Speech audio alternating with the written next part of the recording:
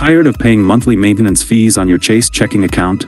If you think these fees are unavoidable, you're not alone. Today, we're looking at how to waive Chase's monthly service fees. Welcome back to Guide with Samuel. Let's break it down. Chase typically charges monthly fees on their checking accounts, but they offer several ways to have these fees waived automatically. The most common methods: minimum balance or direct deposit. For most Chase checking accounts, you can avoid the monthly fee by maintaining a minimum daily balance, often $1,500, or having monthly direct deposits totaling $500 or more. Student accounts have different rules.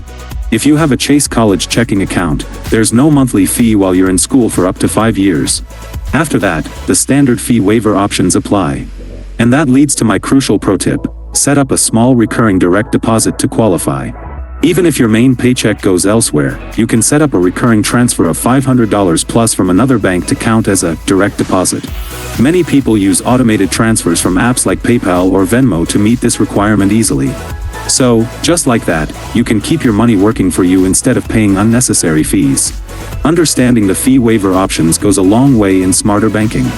Now I'm curious, which method do you use to avoid monthly fees, minimum balance, direct deposit, or something else?